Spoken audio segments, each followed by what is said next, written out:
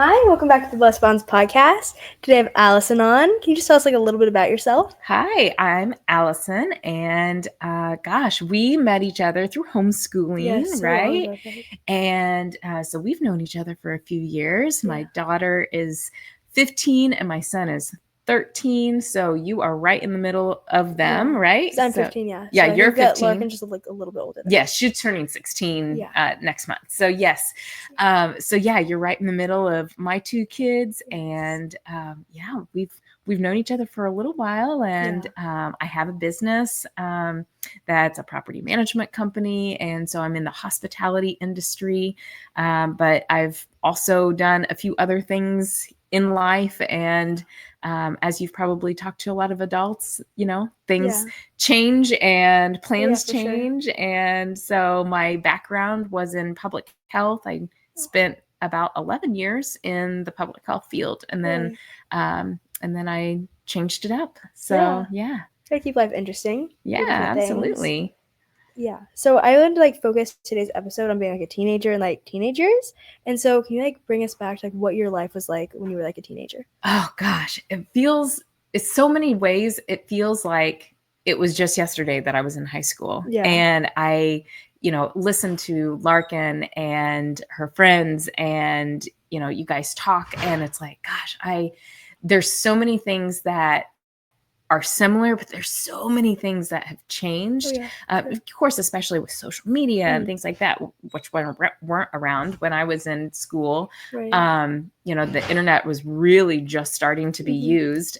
So those things, there's a lot of different differences from that. And I see, sure. The social pressures are so much more adamant now. Yeah.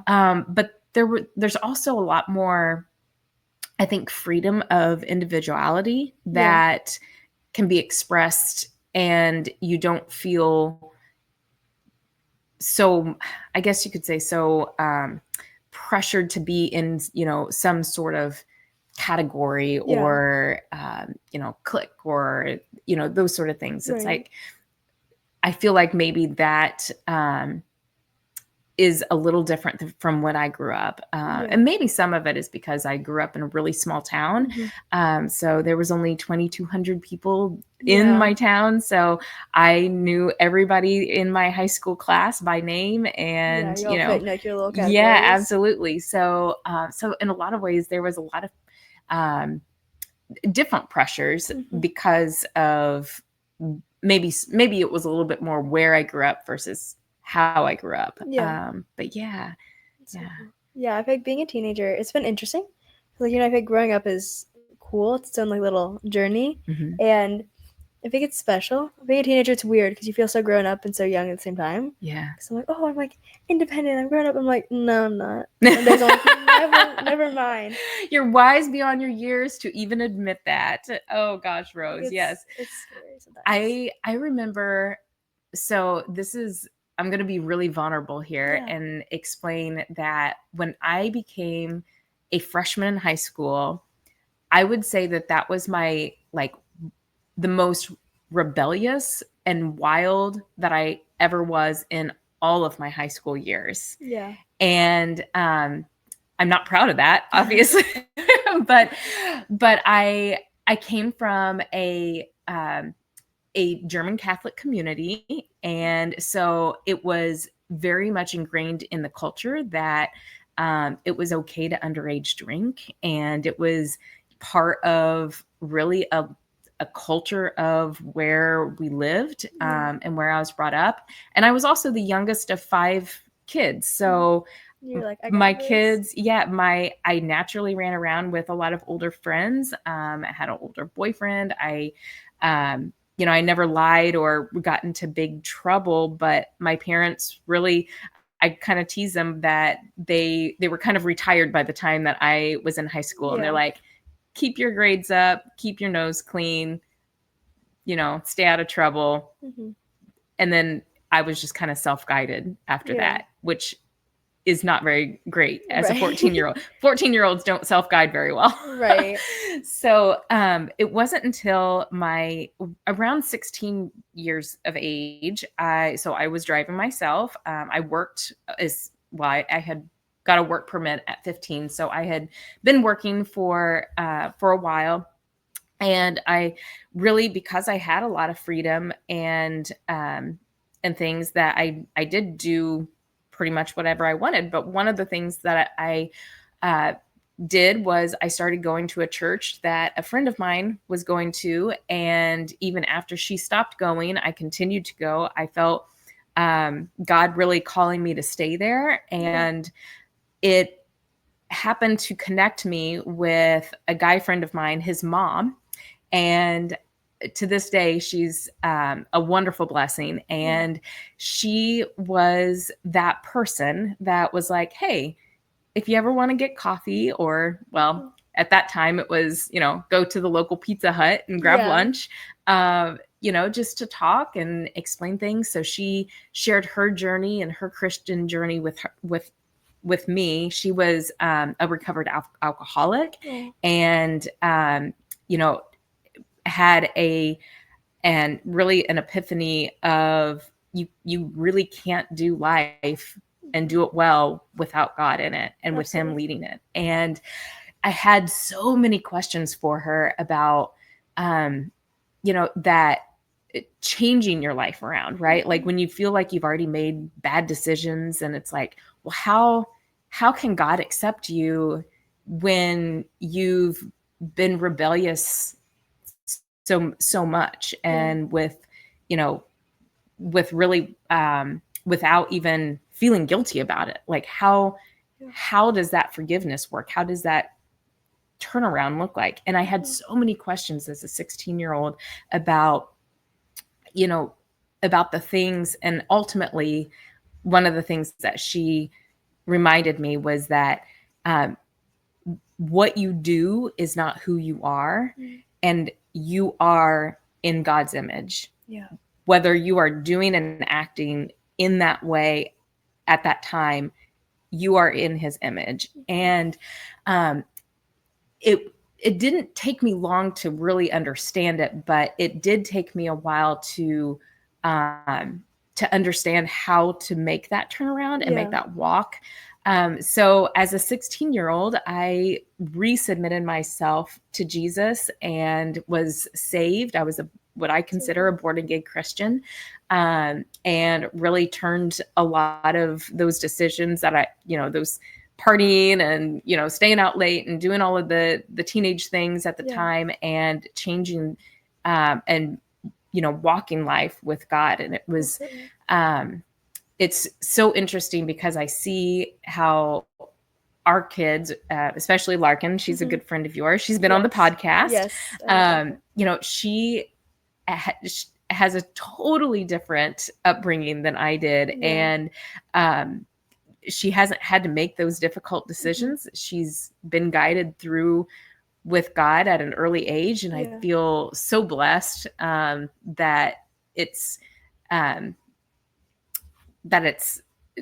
she's been able to walk with God in a way that I didn't know how to do at that age. And it's just been a real blessing to see that. Absolutely. And that was my teenage life, I guess you could say. And we're always still, we're never not growing in the Lord. And one of the things that I feel like is a big pressure, especially for girls, is, that pressure of, dating, and pressure of whether that's being sexually active, or the, social drinking, and just all of those things.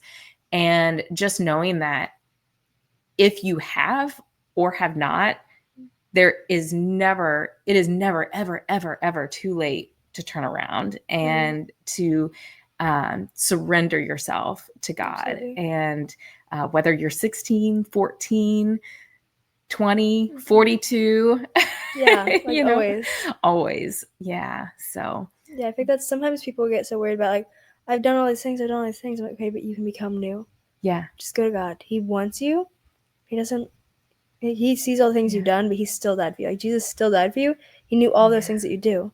He still decided that you were enough. And so I feel like that's something I really want people to understand. I'm like, Jesus still loves you at the end of the day. Yeah. no matter what you've done, he still loves you. Absolutely. Yeah, and I would talk about like Larkin for a second. Is that I see her, like God through her. Mm-hmm. And that's like a super special thing.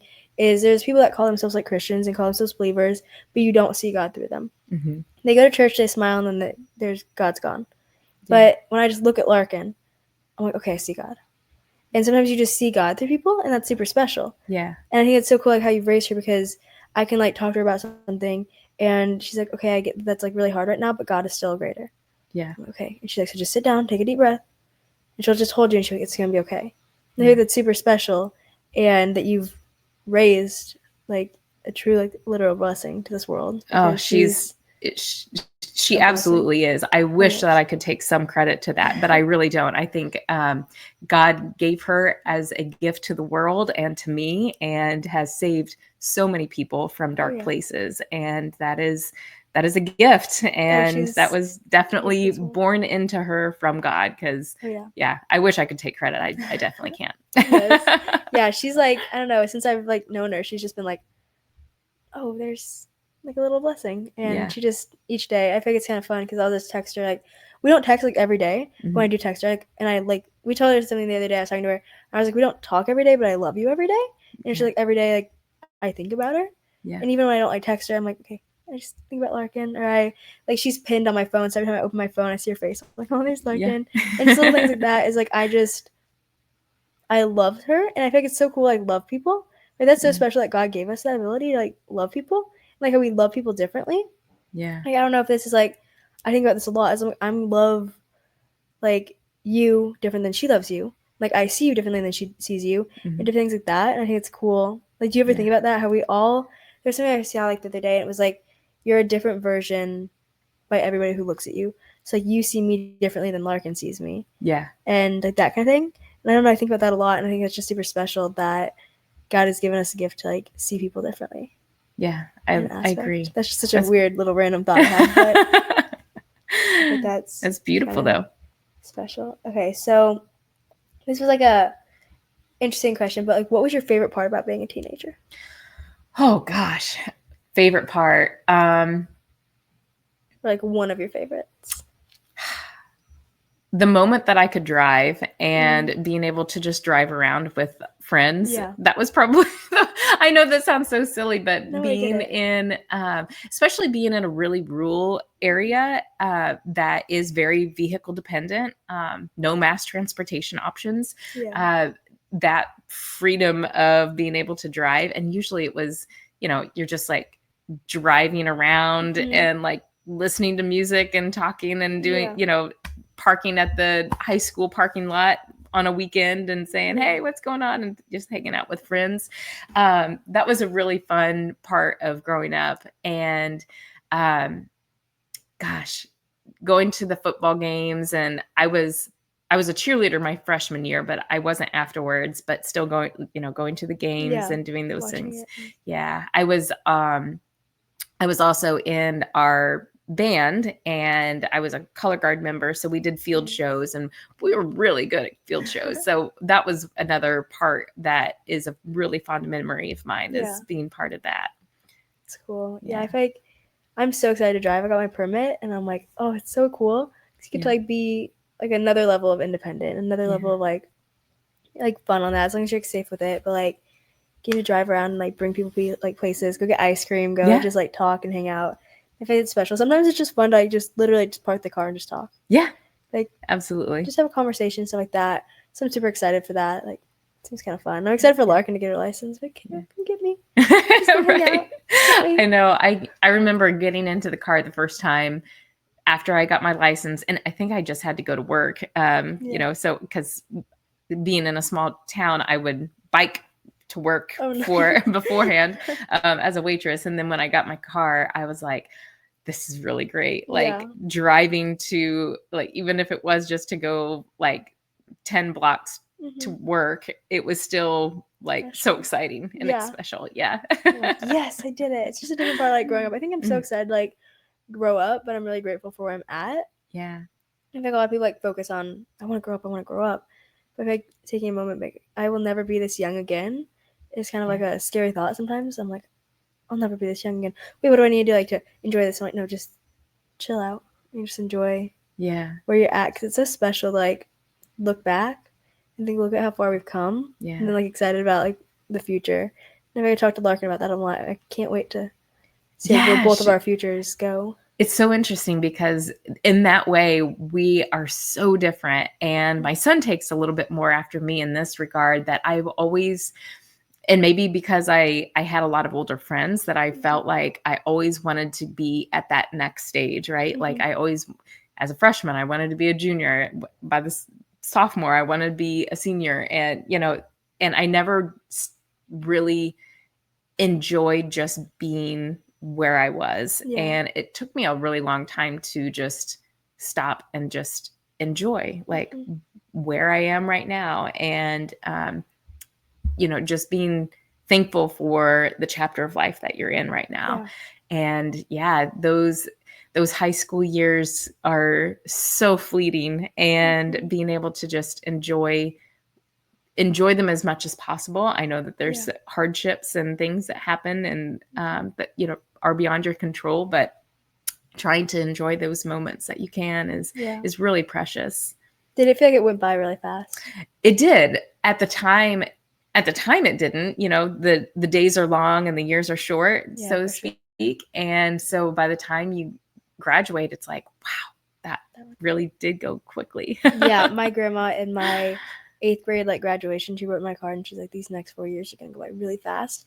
And like this year has gone by insanely fast. I'm like, I'm gonna be a sophomore this year. Like that's crazy to me to think about. I'm like, I remember when I was like, I cannot wait till I'm a freshman and be so old and all stuff, and I'm like, this doesn't feel like what you expect it to feel like sometimes. You like really like hype it up in your brain and you're like, oh no, it's crazy. And I think a lot of people, they'll tell me like, you're wise beyond your years, and I'm like, I don't even know what I'm doing. I have no idea. I just say what I'm thinking, and then I'm like, it sounded okay. Right. Like, it's okay. Okay, I'll move on to the next question. What was like the hardest part about being a teen? Oh gosh.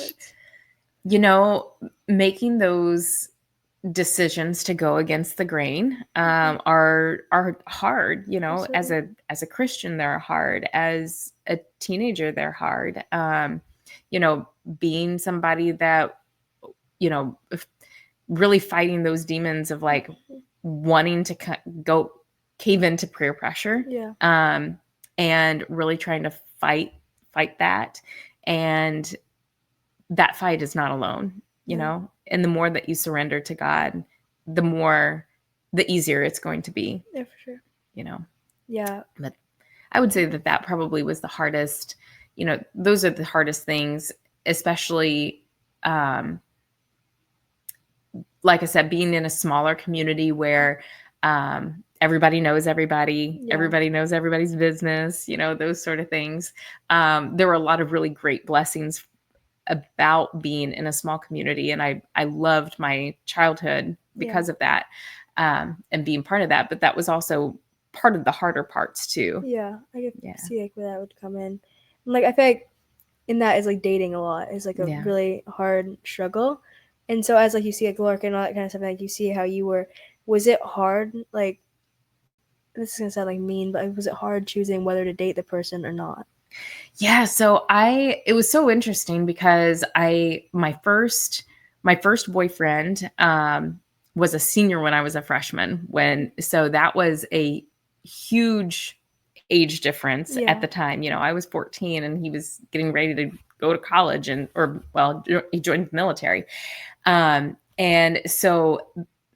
And then being naturally in more his environments of that. And then after he went to the military and, things didn't work out. We broke up, and I made a commitment to myself. And that was around the same time that I was, really rediscovering God's grace and love again. And I thought, I may go on dates and things like that, but I know in my heart, I'm not ready to have a serious boyfriend like I just got out of. And I really prayed hard about that. So I went on a few dates here and there. I remember one guy really expected that we were going to do a lot more than what we did. And it was like, oh, no, sorry, that's not me. And if you thought that it was, it's not me anymore. And, you know, we can hang out, but no, that's not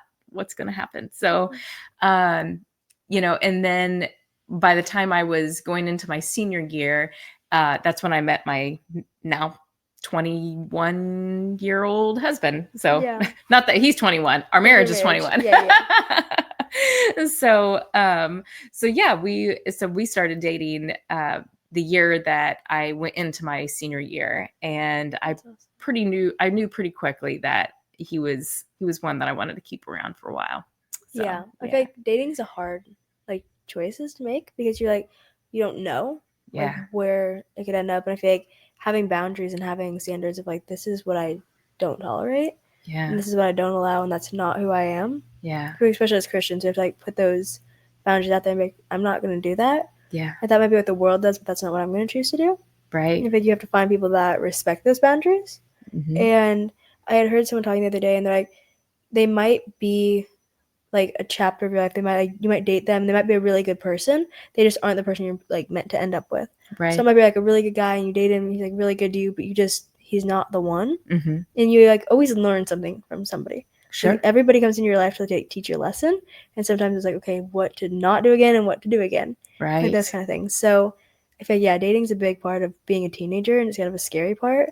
Yeah. But it's also, I think it's a beautiful thing that we have to get to know someone more. Sure. That kind of makes sense. It is. And it's completely natural for you to be attracted to, you know, the opposite sex and start dating. And, you know, the way God made us is for us, you know, for these teenage years and 20 years.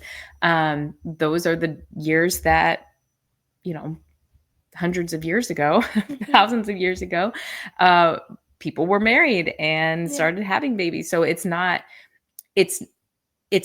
wrong to want to have or having those feelings, but definitely setting those boundaries and knowing where your boundaries are and knowing that God has somebody for you, and waiting for that person is makes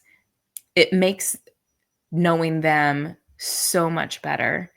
And yeah, Larkin kind of teases, but also is, you know, gets maybe a little frustrated that she not that she can't date, she hasn't found somebody because she wants to establish a friendship first. Yeah. And I'm like, that's wonderful. That is absolutely what you want. You should be doing, is establishing a friendship, or establishing a romantic relationship off of a friendship. I think that's a really wonderful way to go about it. Absolutely.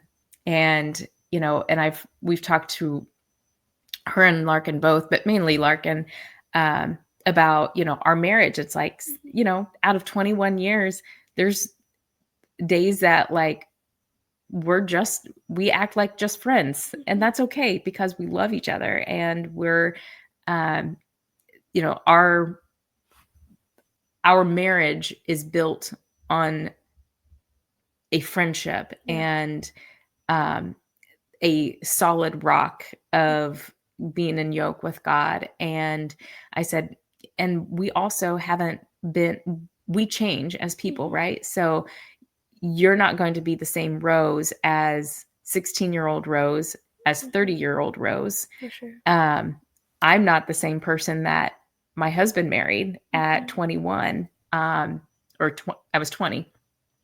He's not the same man that I married when we first married. No one is supposed to stay the exact same all the time, or for the rest of their lives. And knowing that going into a relationship is really important, because we aren't meant to stay the same, and we're meant to encourage each other to continue to walk with God and grow and become different and better people all the time. Absolutely. And so establishing that instead of on, muscles or Yeah, hair, the nice like, tan and the yeah. hair and that good looking hair. Yeah. So because those things are so fleeting. Right. You get like, oh, I want them. And it's like, no, never mind. Yeah, I'm good. right. But it's a hard like choices sometimes. You're like, oh well, they seem so perfect, but it could also be bad, and it's like, right. That's a hard. But I feel like what like Larkin is like going through, I feel like that's hard because that's I'm going through that too. Is like the boys just want a girlfriend, and it's like, no, I want to be your best friend. Right. Because I'm going to have to go through all of the hard times with you. I want to truly love you as more than just, oh, he's so cute. And like, I just am in love. I want to like know your heart and be like, I can laugh with you. I can cry with you. I can be like that person with you and not just like, oh, I have to be perfect around him. I have to do all this stuff. I want to be able to be like imperfect. Right. And just be like, text him, like, oh my gosh, you're never going to guess what happened. Or be like, hey, can we call? I need to talk to you about something. Any of those things. I think that's what you need to find in a person. It's not just somebody who likes when you have your makeup on or sees you when you're perfect and standing up nice. Like, they need to see you when you're not that way. And if they truly love you then it's better than absolutely. And this is I heard this one time, and I believe it was at a church service, part of a church service, and it was just a really interesting way to look at dating. And I'd never really thought of it in this way before, but the pastor said that he doesn't necessarily believe in dating. He doesn't believe in anybody dating before they're ready for courtship and marriage. But in this sermon, or in this speaking of this, he said, in all honesty, if we look at what we do when we're dating, all we're doing is practicing divorce and desensitizing ourselves to divorce and breakup and heartache. And it really stuck with me that I'm like, oh gosh, that's really something to consider. Yeah. Because the more you date and break up and you have those heartaches, you do desensitize yourself to that. And yeah, and it makes it almost easier to have that thought of giving up when you do get married. And now I'm not saying that that's right or wrong, or but it was a really interesting way to describe dating before you're actually ready for like finding your courtship and finding your spouse. And I thought it was really interesting. That is an interesting way to think about it. Because I feel like always there's like a pattern to talk to people. You like talk to date, you date to marry, and you marry to glorify God. And I think when you like try to mess up those steps, then it doesn't work out well. It's like if you talk to date and you date to just date, okay, well, now you messed up the order. Right. But I think a lot of people date nowadays to just date and like I have a boyfriend, I did this. It's like, okay. Yeah. But then you're just practicing like, okay, well, it didn't work out. Try again. Then eventually you're just like, you expect that because I think your life is built up of patterns. Yeah. And your brain works off of patterns. And so if that's just the pattern it expects, then you're probably more likely to divorce because that's what your brain expects. It's like, okay, well. Yeah, if it didn't work out, we're just going to break up and move on and do something else. Right. That is an interesting way to think about it. Yeah, I think that's a hard topic and it's just a hard place to think about as teens and just as like humans in general. Right. Because like being vulnerable with somebody else is such a hard like place to be. Right. But it's so like special that God gives us like a partner because we cannot do this on our own. And it's so special that you have like somebody you get to like grow old with and you get to have a family. I think I'm so excited. Yeah. In a way of like I cannot wait to find like the one in that like way. It'll be really special. Yeah. I know it will be for you. It'll be at my wedding. Like, I knew it. I was waiting. So super fun mention of so to kind of circle back since we got on the topic of marriage and dating too. The lady that took me to Pizza Hut and shared her testimony with me really brought me back to God.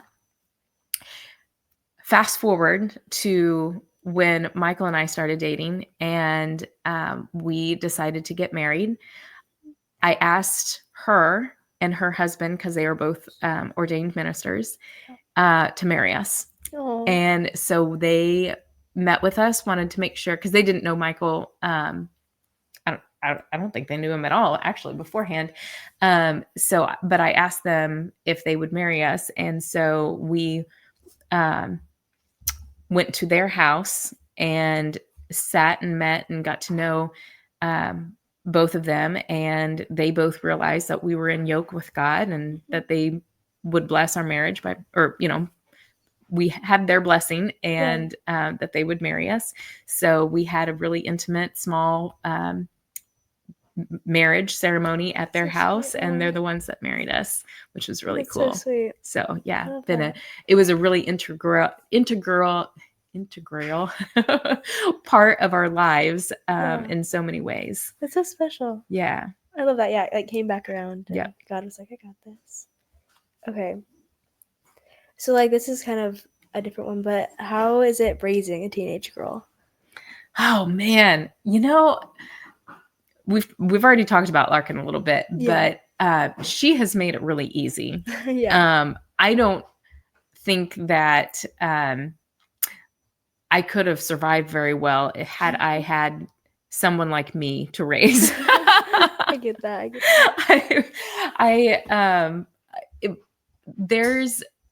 There's so many different things, but one of the things that I feel like has been a blessing is that the years that we homeschooled were the years that were, in my eyes, the most challenging of when I was in school. So those, the 6th, 7th, and 8th grade years, that's when I felt like the girls were the meanest and were very, there was a lot more bullying and things like that.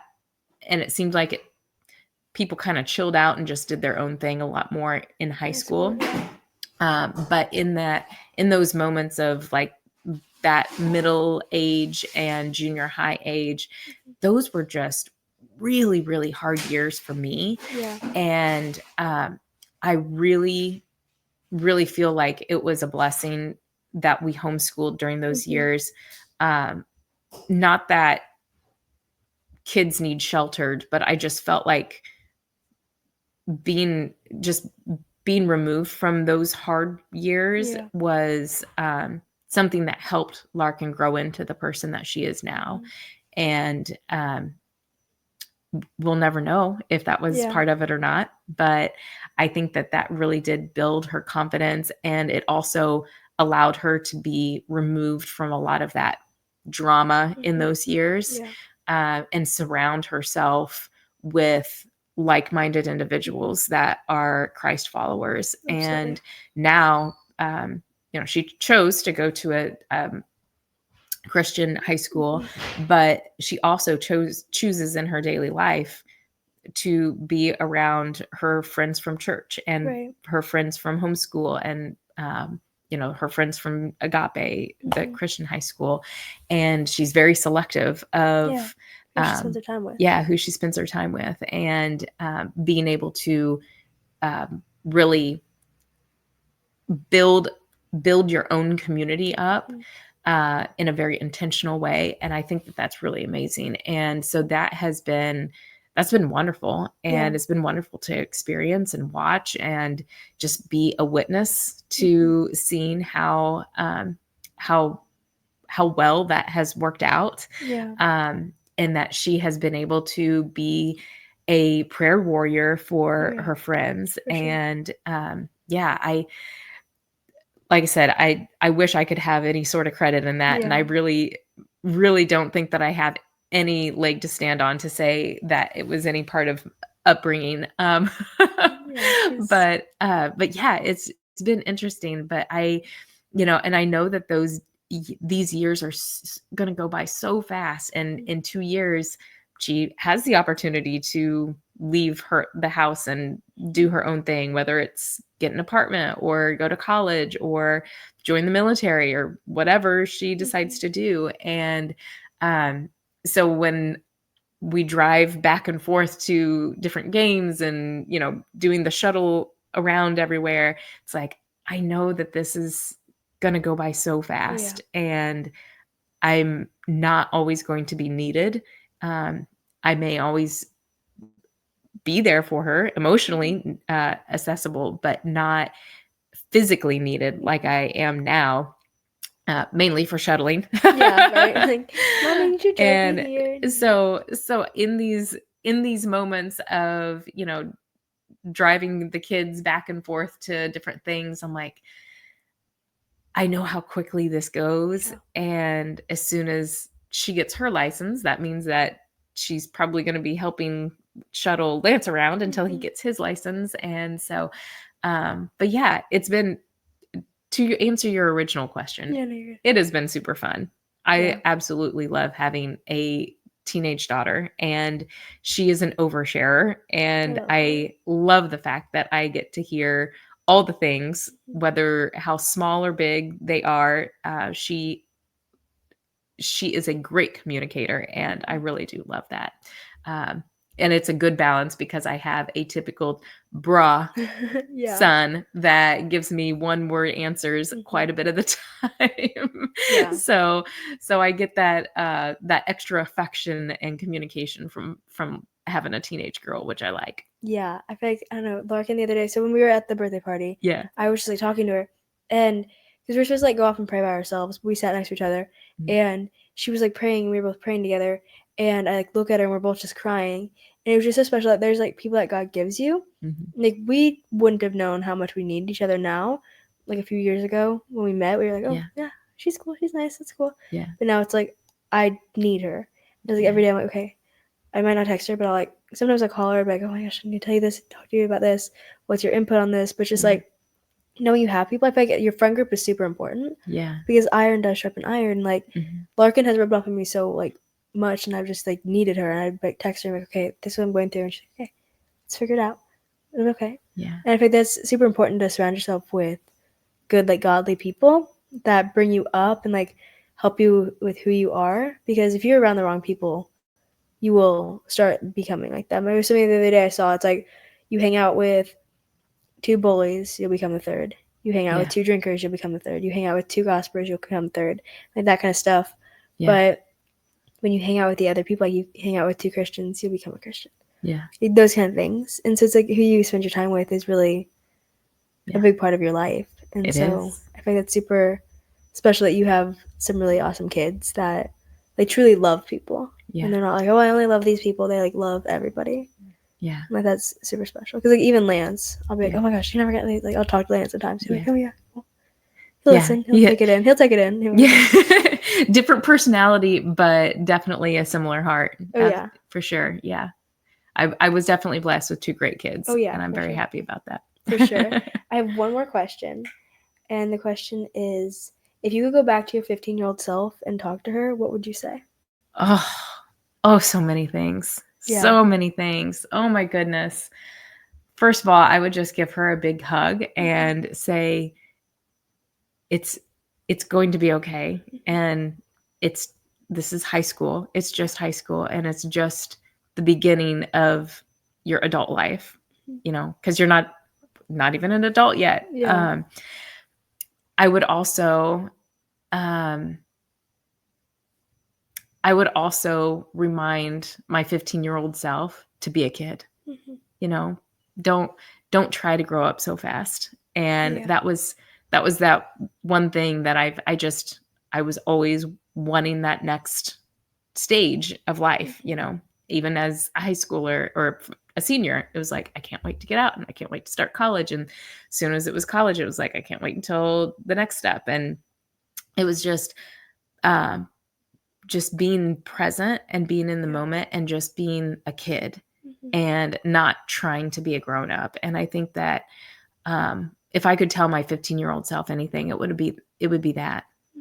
So it would be, I think when you look at your life, because when you look at your life, there's like that little spot of being a kid, and then there's like a whole bunch of being an Yeah. adult. Like you just get a little bit to be a kid. Yeah. And so yeah, I feel like even like I struggle with that because with having a podcast, having a book, having a business, and all those different things, it's like I'm doing grown up things as a kid, and so you have to find that balance, right? Because you can spend your life making money and doing all those things, but you have to enjoy this right now because you're never gonna be this again. Right. I think that's hard and like scary to think about sometimes. It's like, oh no, like am I wasting it all? But it's like, no, you're where God needs you to be. Yeah. Just take a step back and enjoy it. Absolutely. Like, makes sense in that way. Yeah. Definitely being present in the moment. And yeah, just being and being yourself and knowing that God made you and that doesn't mean that you have to be perfect to follow him. And it doesn't mean that you're not going to make mistakes, but don't be afraid. Don't be afraid to step into what God designed you to be in your heart, your talents, your skills, your personality, whether you're an introvert or extrovert or have different gifts of, whatever they are, they're, what you do and who you are two different things. And God designed you the way you were meant to be. Absolutely. Yeah, I heard something the other day. It was like, God didn't create you to be her, so stop trying to be her. There's other people that God created. You're each created to be exactly who he created you to be. Like the world already has, so if there's a person that you want to be like, well, the world already has one of them, so you need to be who he created you to be. And not everybody's going to like you. And like I talk about this a lot. I heard when I did a podcast with someone, they brought this up, and it was like, so what's your favorite kind of pie? Like, what is yours? Mine's like cherry, I feel like. Ooh, yeah. I would say cherry or blackberry. Any kind of fruit What pies. Is your like least favorite pie? Oh, is there a least favorite? I would say probably pumpkin.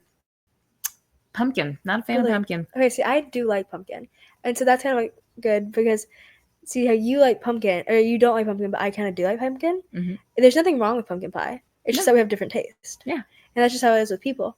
Like, there's nothing wrong with that person. Yeah. It's just we see them a little bit differently. We have a different taste. We have a different perspective on it. But there's nothing wrong with that person. Yeah. And I think that's how we are with, like, people. There's nothing wrong with them. Right. It's just we each have a different, like, taste for somebody. We have different, like, there's something that I heard. It was, like, you're anointed to be certain people's friends, but you're not anointed to be others. Yeah. And so it's, like, they're just not the person that you're gonna, maybe you still need to be kind to them and still be nice and like loving to them, but you just might not be close with them because that's just not your person. Yeah. If that kind of makes sense. Yeah. And so, yeah. Absolutely. Kind of and that's something for adults to know too, because that is absolutely how I kind of see the world is, I can love everybody. That doesn't mean that I'm going to be friends with everybody. And, but that's okay too. Yeah. You don't have to be. God didn't create us to be like everybody's like everything. We can be kind, still be loving to every person, but you're not gonna be best friends with every person. Right. It's too many people. That's right. Yeah. Okay. So that's really all I have. Do you have anything else you want to add or share? No, gosh, I feel like we covered a lot. Yeah, we did. We got it a lot in. No, I don't think so. I think I have everything. Awesome. Yeah. Yes, thank you for being on and just talking to us. And thank you for having me. I'm really happy that we did. Yes. And I think Martha fell in love with you. So I love cats. I love animals. Animals are such a special gift from God. Like they are. They really are. There's something I heard the other day. It was like they show love without action. Like they show love with actions and not words. Yeah. That's super special. For sure. But yes, thank you all for listening, and thank you, Allison, for being here. You're welcome, Rose. Everybody have a blessed day. Love you all.